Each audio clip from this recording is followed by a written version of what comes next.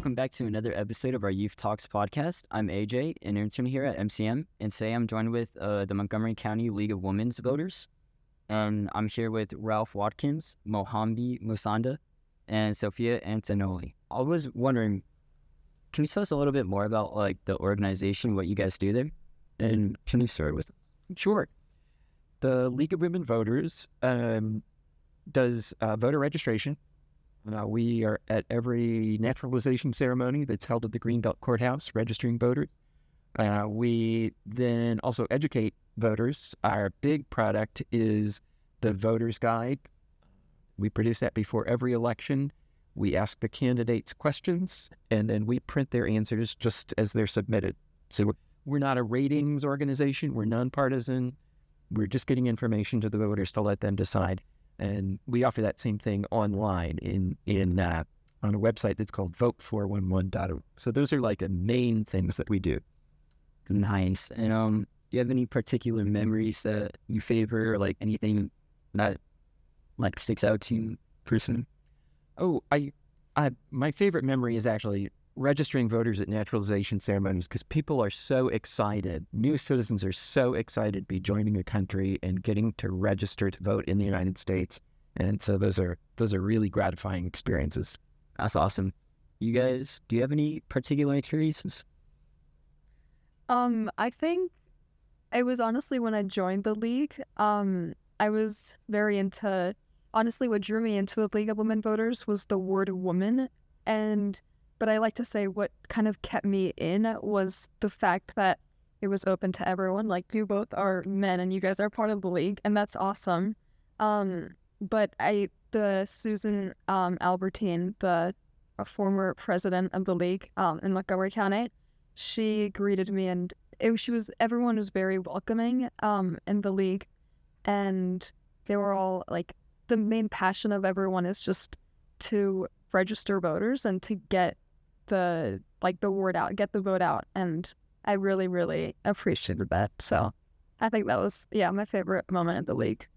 It's amazing. I think a memory that sticks out to me was in the fall of 2023. It was actually with Ralph. We had Montgomery College, a Montgomery College student.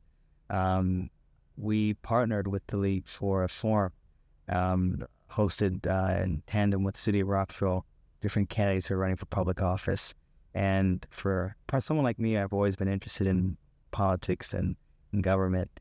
It was just a fantastic way to see democracy working. And I've had the privilege of being a part of the league, same as Sofia, since the fall of 2023. And this has been a fantastic experience of just meeting people, getting to inform people about the importance of our participatory democratic system.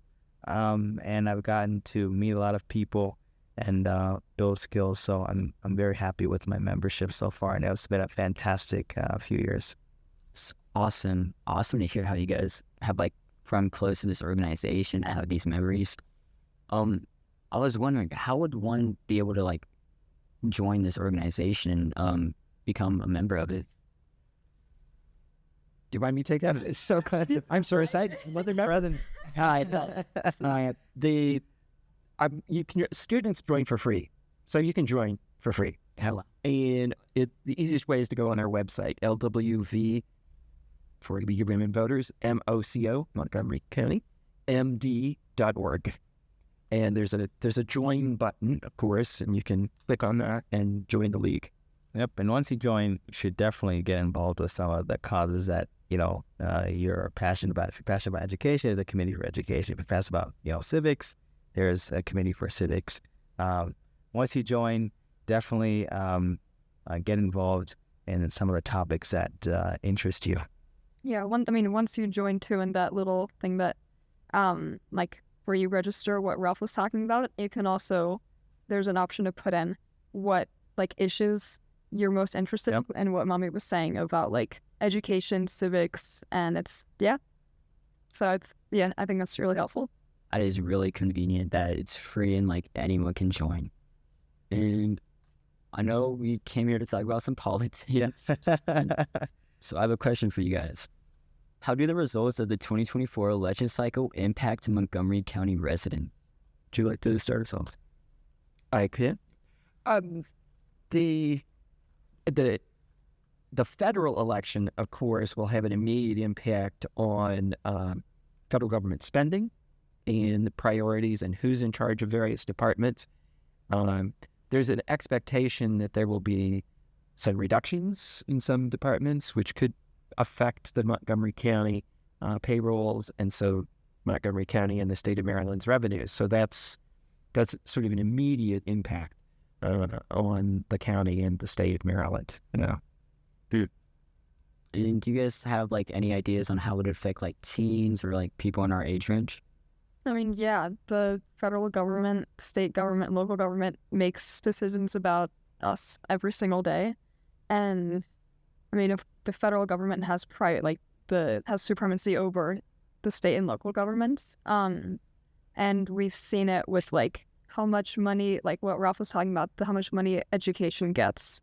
And I mean, it's both like a thing of the state and federal government education, but like I'm a senior at a public high school, and that like how much money the school gets and how much money just like every school gets, every public school is determined by the federal government, and it's kind of like a trickle down type of thing where, you know, local governments, state governments also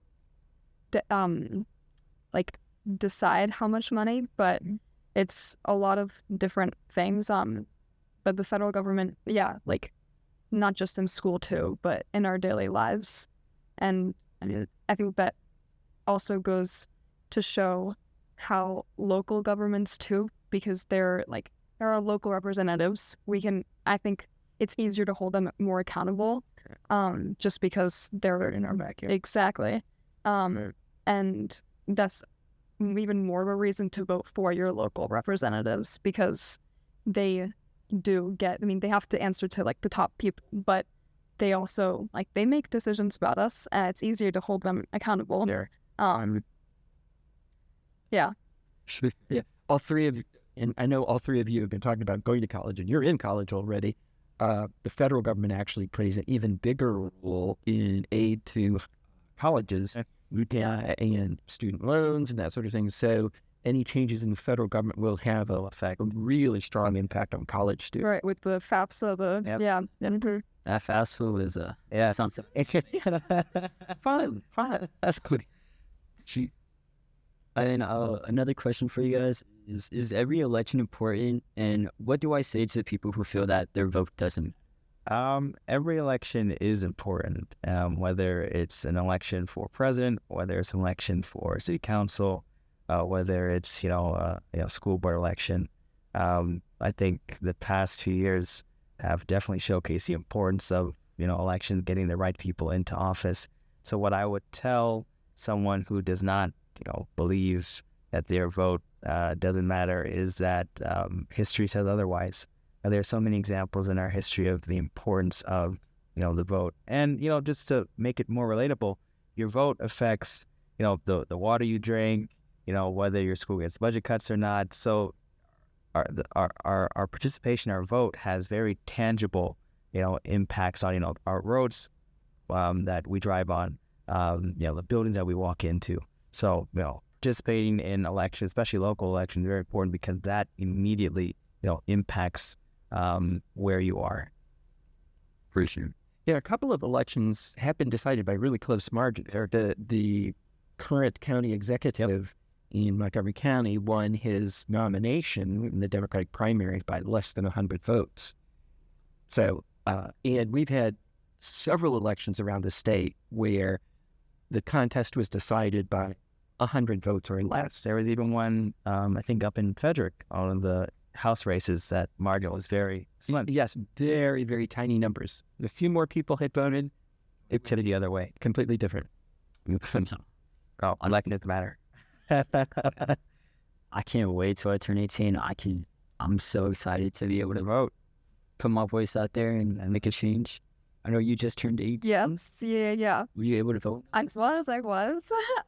It's cool because Maryland and a bunch of other states have a law where if you turn 18, if you're able to vote in the presidential election, then in the general election, then you're also able to vote during the primaries. which I found out and I was like, oh my goodness, that's so cool. And so, yeah, I was able to vote. It was really cool experience. In the primaries, I was a poll worker, but I voted early. And then in the general election, I also I worked for the league and I did the polling place support program, and I went to different precincts and I rated, it's a checklist. Yeah, like a checklist of if how the precinct was running and if it was everything was going smoothly. So that was cool. It was totally like what you were saying before, seeing how democracy works. Great. Well, since we're all bragging here, I just want to say it was actually, I voted for my first time in a presidential election. So I want to split that out. It was great. It was great. So it's very exciting. And for especially, young adults and teens, it's always exciting just to, involve yourself in the political process because you're making history one way or another, whether your candidate wins or loses. You can say to yourself and you can say to future generations that you made an impact. So it's always great. Gosh, honestly, I can't wait. It's such a great experience. See my parents, always going with them to vote. First, getting that little sticker. Yeah. Can't wait to flex this sticker. We can get a big bumper sticker that just says I have it. I have my sticker. I think it's in my room somewhere. Yeah, me too. I got another question for you guys. What would you say to people who feel that their local elected officials are not listening to their concerns? What can they do about it? I think we all said it. There's so much you can do. If you are a student, you can get involved. You can join organizations like the League of Women Voters. You can attend local meetings. You can join civic groups that are speaking to the issue that you want fixed. If you are an older young adult, or if you not only if you're a young adult, if you're an adult, you can always run for office. But for those in our age group, one thing I would advise you, for those who feel like government is not listening to them, definitely attending your local meetings, and joining groups that are in line with your interests, and that's a fantastic way to get it. Then you can run for office later. Right, exactly. And also adding on to that, I think there was a school project, at least where I went to school, where you could write a letter to your elected official, and that goes. Did you do that? I don't. Okay, I did that. And you can do that at any age. It doesn't matter if you're young, old, whatever. You can do it at any age. Just send your elected official a letter. Also, testimony too. You can testify. The Board of Education, I testified last year, and that was, it didn't go my way. But at least I did it. At least I did it, and I got my voice out, and I made, even though it might not go your way, you still get your opinion out, and people still will hear you. And it's totally worth it. Yes, it is. Nice. I wish I had a program like that. Obviously AP Gov and stuff. Right. Yeah. I feel like, AP Gov, AP US Government, that was the class that introduced me to my love for politics. That was the class, and I have a website. It's helping students taking the class. And I love that class, but I feel like it teaches you a lot about federal government, which is amazing, but that the knowledge on state and local government, I feel like wasn't fleshed out enough. And we talk about federalism and all that in the class, but I remember going out of the class, finishing up the AP tests, and not really feeling 100% confident on my knowledge on state and local politics. Yeah. And I think that's why that's such an important point she made. I think that's why you have a lot of people that are sort of disinterested in local politics. Right. To do because there's a lot of emphasis on national issues, and which is important. Yeah.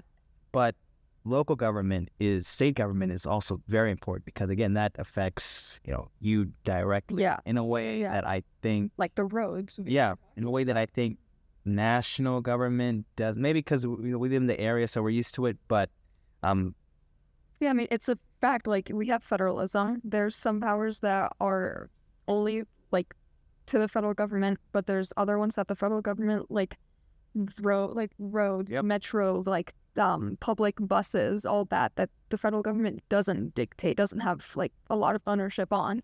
And that's something that the local government is specifically focused on. Has jurisdiction. And that's why you should vote in local elections. Yeah, the federal government is not picking up your trash Right. or carrying the streets of Montgomery County. And I would say, you know, for people who may not think that local officials aren't listening, they may want to sit in on a hearing to just watch. Yep.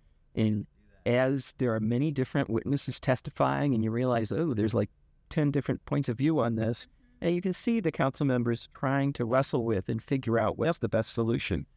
I've attended a few, and it has definitely, you know, helped me understand, you know, local politics and the importance of local politics. So, and that's also a way for you to get involved as well. That does sound really cool to just sit in, listen. It is pretty. It is pretty cool. See, But a lot of Montgomery County Council meetings are available on the web. You know, you don't have to drive over. Yeah, for watching. They're archived too. Yeah. Like you don't have to watch them live. Same with our state legislature. A lot of their hearings are on the web. You don't have to drive to Annapolis. So it's kind of cool. That is super convenient for anyone that's interested. It is. I might have to check that out too. You should. Awesome. And I do have a question about your organization. How does your organization provide civic education and promote civic engagement? I mentioned our voters guide. We also have a speakers bureau. Groups ask us to come out and talk about issues like the Electoral College, or if there are ballot questions on the ballot, we come to talk about those. We have a video about registering to vote and what comes next. That's on our website.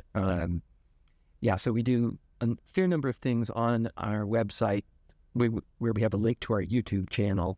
So we have some educational videos there, and lots of publications about issues. Voters Guide.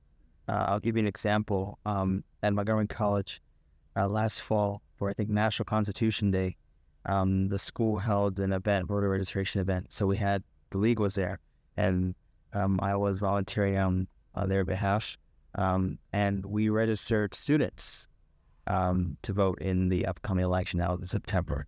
So we're registering students to vote. So that's an example of sort of the outreach that we do. We've gone to, not only are we, at naturalization ceremonies, but we're also in, college campuses and high schools, meeting students where they are. So that's a fantastic example of sort of the outreach that we do. So I'm gonna have to check out some of those YouTube videos. Like, yeah, man, what's you after any policy? Right. Like, so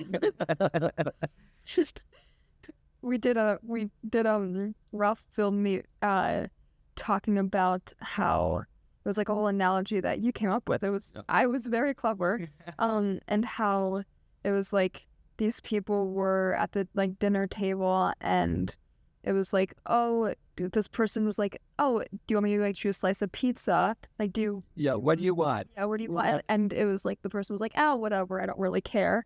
And the person brings back pizza with artichoke, right? Or anchovies. Yeah, anchovies and something else. And then the person's like, oh, but I don't want that. I don't like that. And my role was like, well, this is what happens. They don't vote. Exactly. I don't want you to let other people make the decision for you. And yeah, it was a really smart analogy. That is. Yeah, you can find that on the YouTube channel. Definitely gonna have to check You this. subscribe, man. Thank you guys so much for coming out to this podcast. Thank you so much, AJ. Amazing getting able to talk to all of you and get your opinions on everything. And I hope many of our watchers can check out your organization. Yeah. Hopefully get to vote soon. And join more young people. Yes, true. Yeah. Thank you. Thanks for Thank having you. me. Thank you guys for watching this episode, and I hope to see you guys in the next one.